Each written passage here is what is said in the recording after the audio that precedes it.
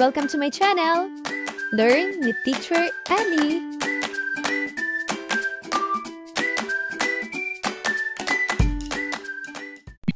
Grade 3, Revised K-12 Curriculum, Ikalawang Markahan, Filipino, Week 7, Day 1. Mga layunin. Pagkatapos ng aralin, ang mga mag-aaral ay inaasahang nagagamit ang mga salitang high frequency tungkol sa tiyak na paksang nakatuon sa isang sitwasyong pambansa. Natutukoy ang naglalahat sa teksto, nakabubuo ng maikling talata gamit ang tambalang pangungusap na naglalarawan ng karanasan tungkol sa tiyak na paksang may tuon sa nilalaman at nababasa ng may tatas o may damdamin at tamang bilis ang mga pangungusap. Ang ating tatalakayin ngayong araw ay tekstong impormatibo, pangyayaring pangkalikasan o tambalang pangungusap. Magandang araw! Kamusta ang bawat isa? Noong nakaraang linggo ay tinalakay natin ang tungkol sa pang-ukol at tambalang pangungusap. Ngayon, piliin ang tamang pang-ukol na gagamitin sa bawat tambalang pangungusap.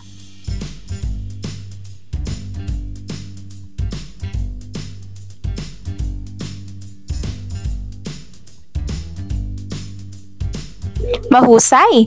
Bigyan siya ng 2 palakpak. Ngayon naman ay dumako tayo sa bagong aralin.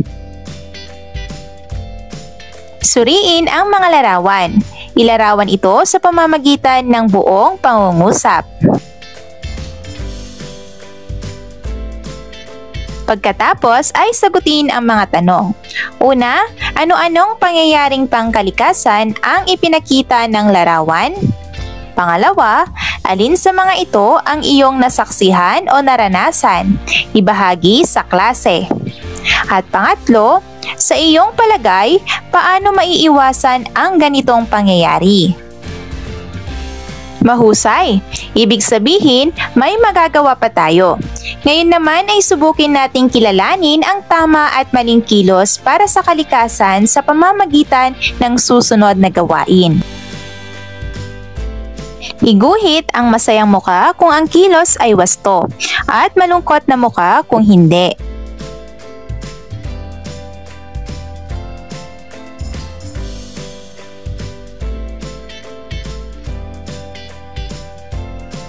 Magagaling! Tuklasin mamaya kung ano ang kaugnayan nito sa ating tatalakayin.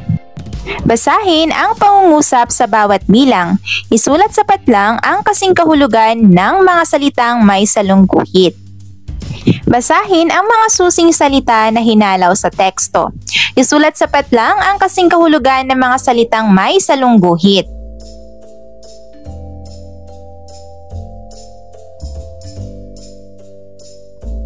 Bulkang Kanlaon sumabog.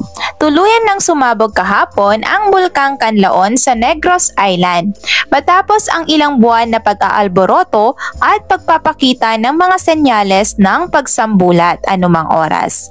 Dahil dito, itinaas na ang Philippine Institute of Volcanology and Seismology or PhilVolcs sa Alert Level 3 mula sa Alert Level 2. Ang babala sa paligid ng bulkan dahil sa posibilidad ng mga pagsabog pa sa susunod na mga oras o araw.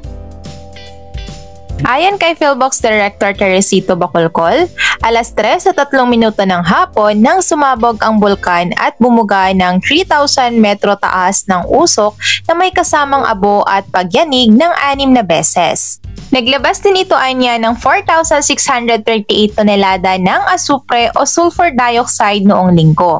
Bunsod nito, pinalawak na sa 6 na kilometro mula sa 4 na kilometro ang pinaiiral na permanent danger zone sa lugar. Pinayuhan na rin ng ahensya ang mga lokal na pamahalaan na ilikas ang kanilang mga residente na sa loob ng 6-kilometer radius ng bulkan. Samantala, nagpatupad na ng persahang paglilikas ang pamahalaang lokal ng Canlaon City sa mga residente nila na nakatira malapit sa paanan ng bulkan. Ayon kay Mayor Botchok Cardenas, sakop ng inilabas niyang forced evacuation ang mga nakatira sa Barangay Pula, Masulog, Malaiba at Lumapaw. Pinaalalahanan din ng Department of Health or DOH ang mga residente rito na magsuot ng face mask para sa kanilang kalusugan. Ngayon mga bata, sagutin ang mga sumusunod na tanong.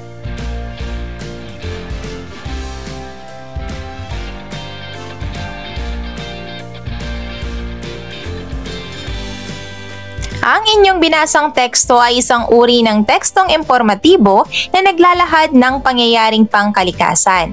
Sa pamamagitan ng mga ganitong uri ng teksto ay nagkakaroon tayo ng kabatiran sa kasalukuyang kalagayan ng ating kapaligiran. Mapapansin din sa teksto ang mga pangungusap na nilagyan ng salungguhit. Maaari mo ba itong basahin ng may katatasan? Ang pangungusap na binasa ay isang halimbawa ng tambalang pangungusap. Tandaan na ang tambalang pangungusap ay binubuo ng dalawang payak na pangungusap o sugnay na nakapag-iisa na pinagbuugnay ng pangatnid tulad ng at, pati, saka, o, ni, maging, habang, pero, ngunit, subalit, datapwat at iba pa. Tandaan na ang tambalang pangungusap ay dalawang pangungusap na may kanya-kanyang simuno at panaguri na pinagsama sa iisang pangungusap. Narito ang mga halimbawa.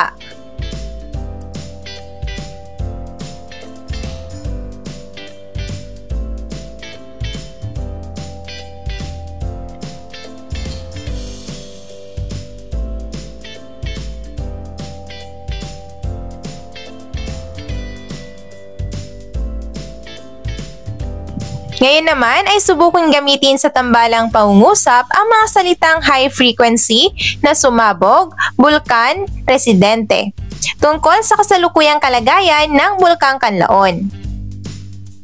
Para naman sa ating pangkatang gawain, hatiin ng klase sa 3 grupo.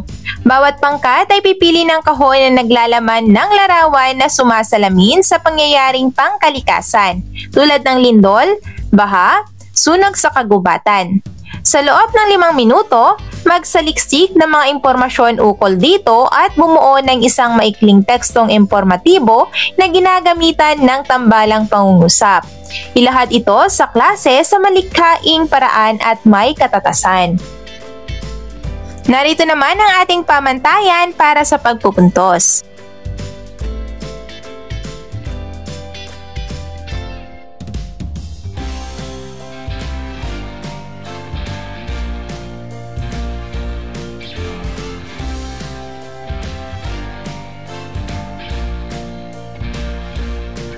Dahil batid kong may natutunan ang bawat isa, punan ninyo ang talahanayan sa inyong kwaderno.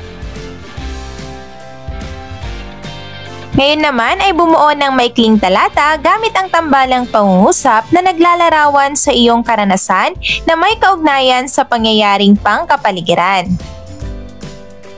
At para sa inyong taktang aralin, magsaliksik ng tekstong informatibo ukol sa pangyayaring pangkapaligiran. Sa lungguhitan ang mga tambalang pangungusap at kulayan ng mga salitang high frequency na matatagpuan dito. Idikit ito sa iyong kwaderno.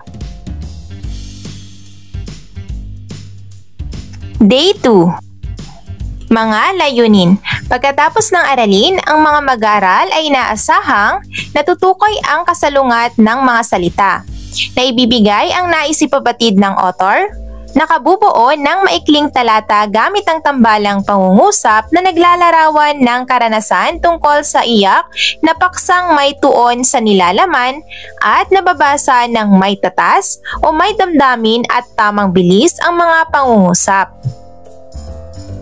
Ang ating paksa ngayong araw ay tungkol sa tekstong informatibo, pangyayaring pangkalikasan o tambalang pangungusap. Magandang araw! Bago tayo magtungo sa ating aralin ay balikan muna natin ang paksang tinalakay kahapon sa pamamagitan ng pagsagot sa mga tanong. Una, ano ang tekstong informatibo? Pangalawa, paano ito nakatutulong sa paglalahad ng mga pangyayaring pangkalikasan? At pangatlo, ano ang tambalang pangungusap? Magbigay ng isang halimbawa. Magaling! Ngayon naman ay simulan natin ang bagong aralin na magpapalalim sa paksang tinalakay kahapon. At dahil dyan, maghanap ng mga larawan na may kaugnay sa panahon ng tagtuyot. Idikit ito sa kwaderno at ilarawan sa pamamagitan ng isang tambalang pangungusap.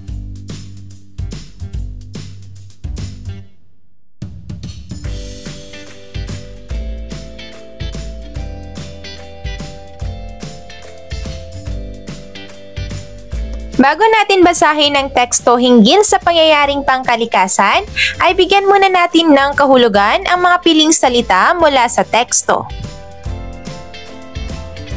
Tukuyin ang kasalungat ng mga salita sa pamamagitan ng pagsasaayos ng mga ginulong letra.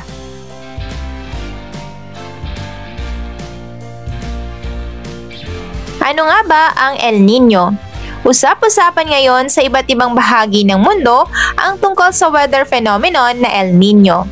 Maraming bansa ang kasalukuyang naghahanda sa mga maaaring epekto nito, kabilang na ang United States of America, Australia, Africa, at ilang bansa sa Asia kabilang na ang Pilipinas.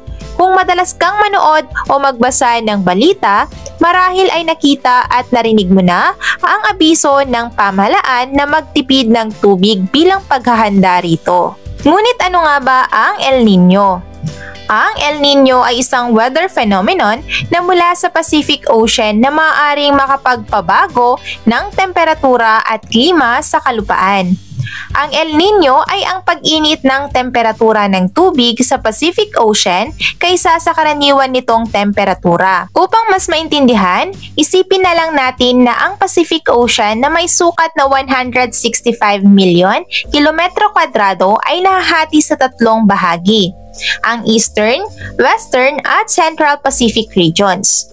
Sa normal na taon sa Pacific Ocean, ang trade winds o ang hangin dito ay humahampas westward na nagdadala sa mainit na tubig mula South America patungong Asia.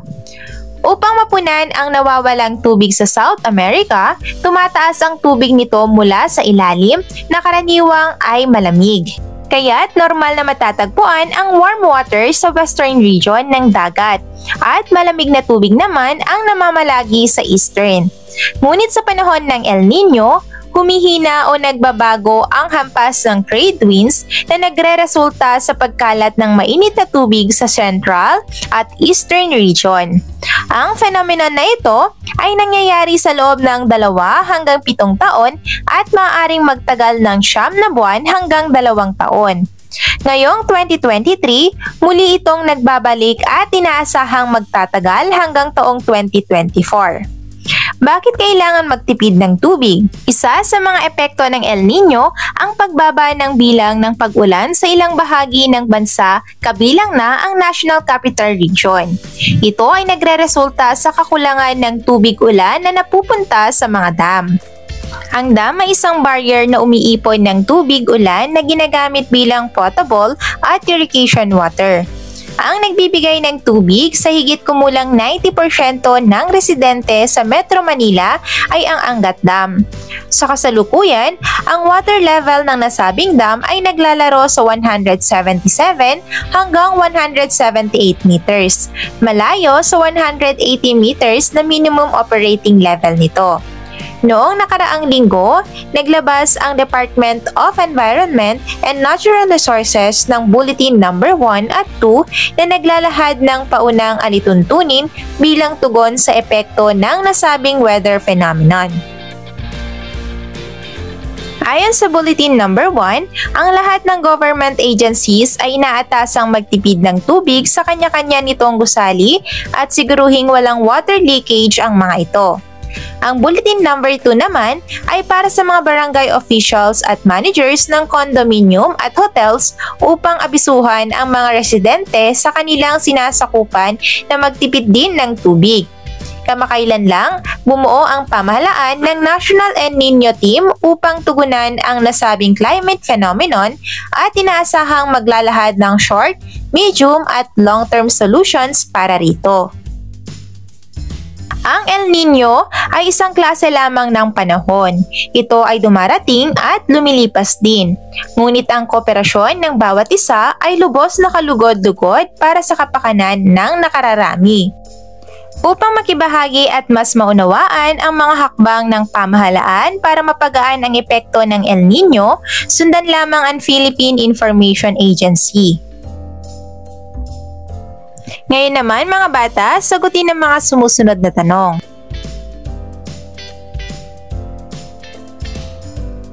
Magaling! Ngayon naman ay isulat sa sticky notes ang kaisipan o mensaheng naisipabatid ng author. Idikit ito sa pisara. Tandaan, ang tekstong impormatibo na naglalahad ng pangyayaring pangkalikasan ay naglalaman ng mga impormasyon o detalye ukol sa kalagayan ng ating kalikasan. Maaari itong positibo o negatibo. Tandaan din na ang tambalang pangungusap ay dalawang pangungusap na pinagsama. Halimbawa, nagbabala ang pamahalaan tungkol sa El Nino kaya nagpatupad sila ng mga hakbang upang mapagaan ang epekto nito. Para naman sa pangkatang gawain, bumuo ng isang infomercial hango sa binasang tekstong impormatibo. Sa lungguhitan ang mga ginamit na tambalang pangungusap. Maghanda sa pagtatanghal.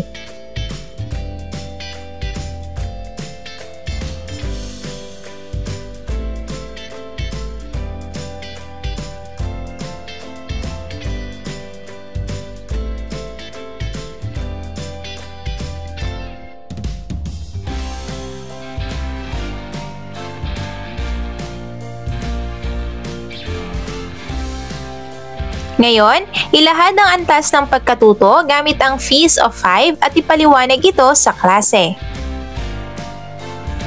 Bumuo ng maikling talata gamit ang tambalang pangungusap na naglalarawan ng karanasan tungkol sa matinding init ng panahon. At para sa inyong taktang aralin, bumuo ng 5 tambalang pangungusap ukol sa pangyayaring pangkapaligiran. Day 3. Mga layunin. Pagkatapos ng aralin, ang mga mag-aaral ay inaasahang, una, natutukoy ang sight words na kabilang sa Pilipino. Pangalawa, na ibibigay ang mahalagang impormasyon tulad ng paksa, pangunahing ideya, sumusuportang detalye sa binasang balita. Pangatlo, nakabubuo ng maikling talata sa pagpapahayag ng reaksyon sa paksa. Pangunahing ideya, sumusuportang detalye at suliranin sa balita. At pang-apat, nababasa ng may tatas o may damdamin at tamang bilis ang mga pangungusap. Ang ating paksa ngayong araw ay tungkol sa tekstong impormatibo balita o pangunahin at pansuportang detalye.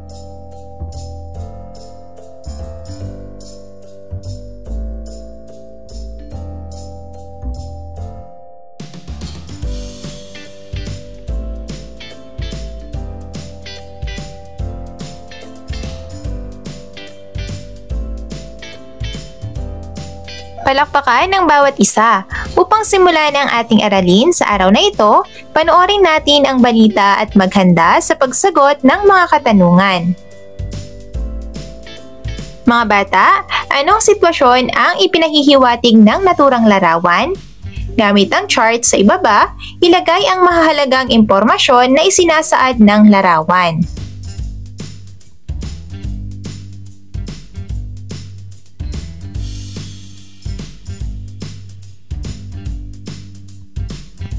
Para mas maunawaan ang babasahing teksto, linangin muna natin ang inyong kakayahan sa pagbibigay ng kahulugan sa ilang salitang halaw sa teksto. Paglinang ng talasalitaan. Ipaliwanag ang kahulugan ng salitang may salungguhit na nagbibigay ng detalye sa loob ng teksto.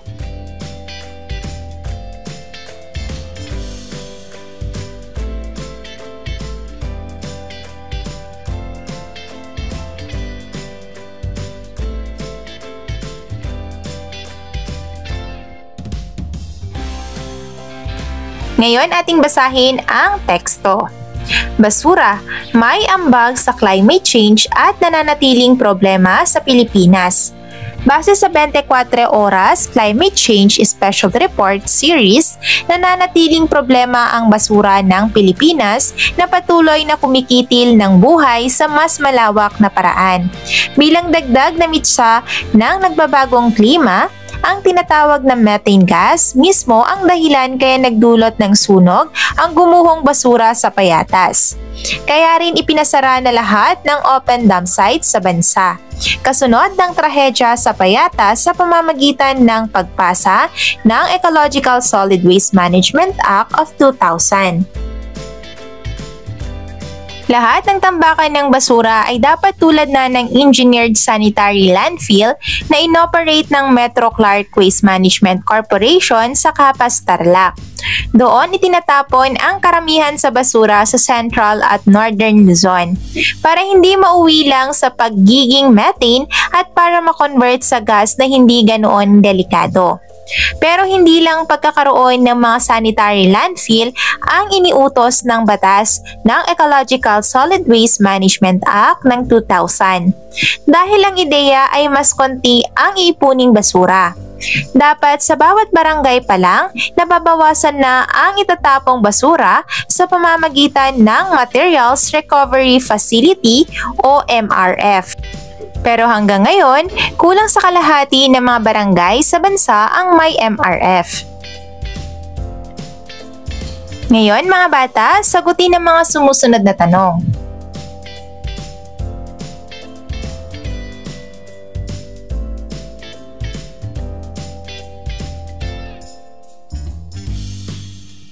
Ang huhusay ng inyong sagot. Muli, balikan ninyo ang teksto at kunin ang pangunahing at pantulong na impormasyon. Isulat ito sa inyong kwaderno gamit ang template na nasa ibaba.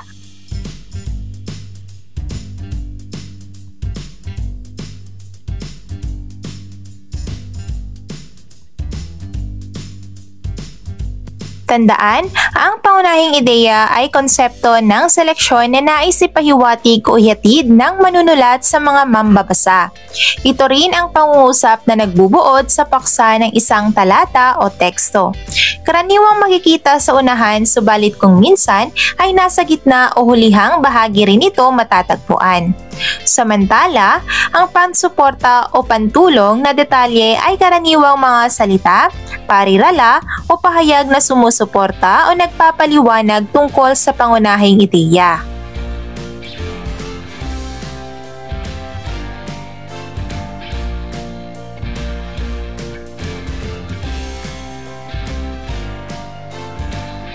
Makatutulong sa pagtukoy ng pangunahing ideya o detalye at pantulong na detalye ang sight words. Ang sight words sa Pilipino ay mga salitang madalas nating nakikita at ginagamit sa pang-araw-araw na pagbabasa at pagsusulat. At karaniwang hindi na kailangang baybayin o isa-isahin kapag binasa. Sa halip, inaasahang makikilala agad ang mga ito sa unang tingin kaya tinawag na sight words. Ngayon ay magkakaroon tayo ng isang pangkatang gawain. Hahatiin ang klase sa dalawang pangkat para gawin ang sumusunod na gawain. Tukuyin ang pangunahin at pansuportang detalye.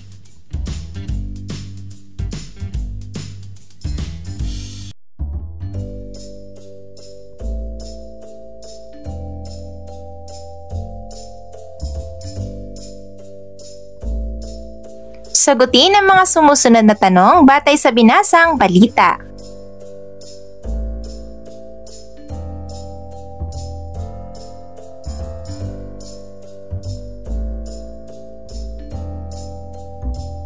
Batid ko na may natutunan kayo sa ating aralin kaya punan ninyo sa iyong kwaderno ang 3-2 chart. Basahin at unawain ang balita. Tukuyin ang pangunahing paksa o ideya at mga detalyeng kaugnay nito. Gamitin ang grapiko at gawing gabay sa pagsagot ang rubrics.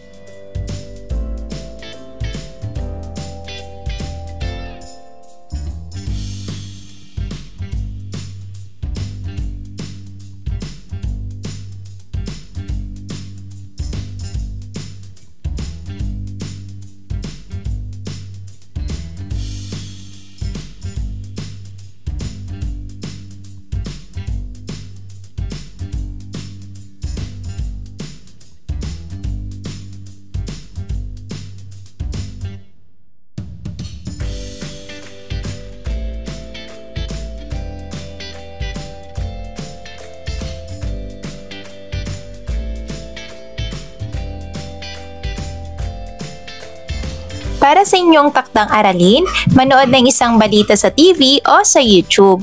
Itala ang pangunahing detalye at mga pansuportang detalye na kanilang inilahad. Isulat ito sa chart sa ibaba.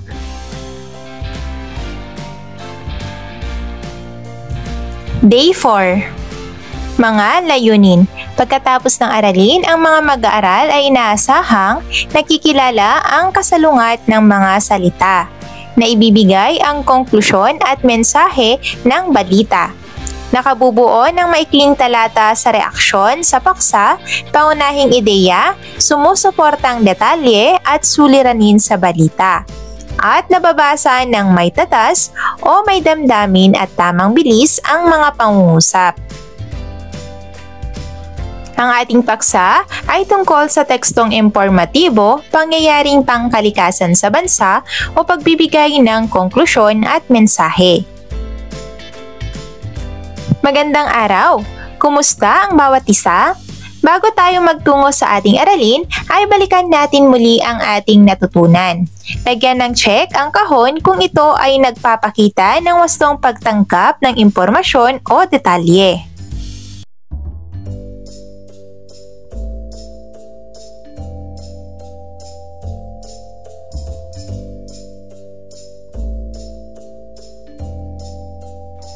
Gamit ang concept map, ibigay ang mga impormasyong iyong nalalaman sa climate change. Pumili ng mag-aaral na magbabahagi ng natapos na gawain. Iproseso ang sagot ng mga mag-aaral. Basahin ang pangungusap sa bawat bilang. Isulat sa nakalaang patlang ang kasalungat ng kahulugan ng salitang may salungguhit at gamitin ito sa sariling pangungusap. Tukuyin ang kasalungat na kahulugan ng salitang may salungguhit sa pangungusap. Gamitin ito sa sariling pangungusap.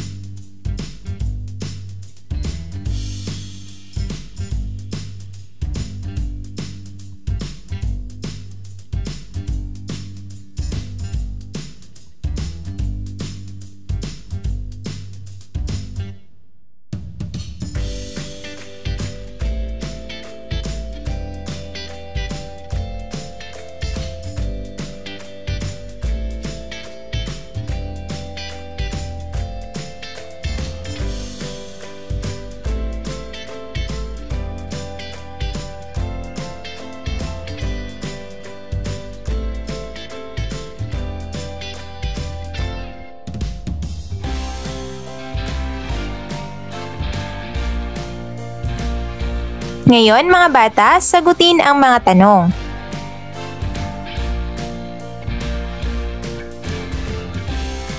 Mahalaga na malaman ninyo ang kahalagahan ng pagbibigay ng konklusyon at mensahe sa isang teksto o balita. Ang konklusyon ay naglalaman ng buod o kabuuang pananaw tungkol sa pinag-usapan o nabasang teksto o balita. Layon nitong pag-ugnayin ang mahalagang punto ng balita upang maipakita ang kabuuang epekto o kahalagahan nito. Madalas na ginagamit sa pagbibigay ng konklusyon ang salitang tulad ng sa kabuuan, sa huli, sa makatwid, at bilang pagtatapos. Samantala, ang mensahe ay nagtatampok ng aral, paalala o panawagan sa mga mambabasa o manunood. Layunin nitong hikayatin o bigyan ng direksyon ang mga tao sa dapat gawing pagkatapos malaman ang balita. Karaniwang ginagamit na salita rito ay hinihikayat, paalala, naway mahalagang tandaan. Para naman sa pangkatang gawain, hatiin ang klase sa 3 pangkat para gawin ang sumusunod.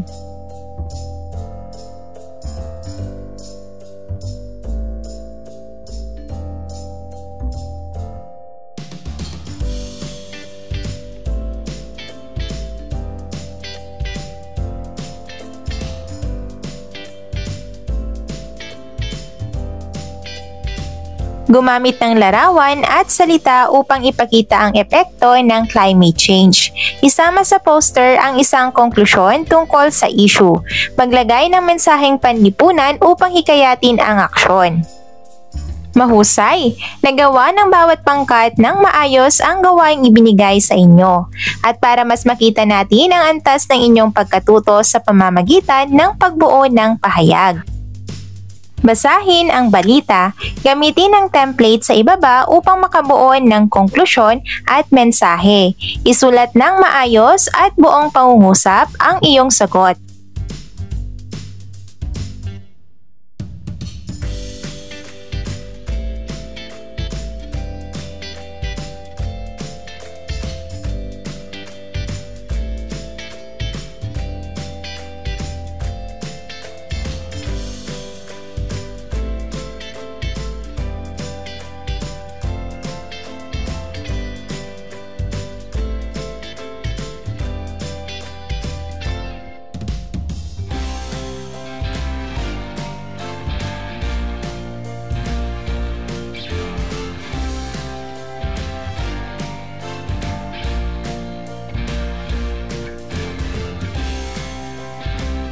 At para sa inyong takdang aralin, mangalap ng balitang nakapokus sa pangkalikasan. Gamit ang 3-minute post, ilahad ang mensahe at konklusyon ng nasabing balita at naidulot nitong pagbabago sa iyong sarili.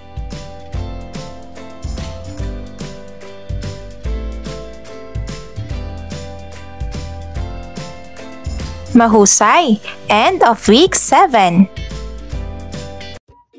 Thank you for watching! Also, don't forget to like, share, subscribe, and click the notification bell for you to be updated on our latest videos. See you on our next lesson. Goodbye!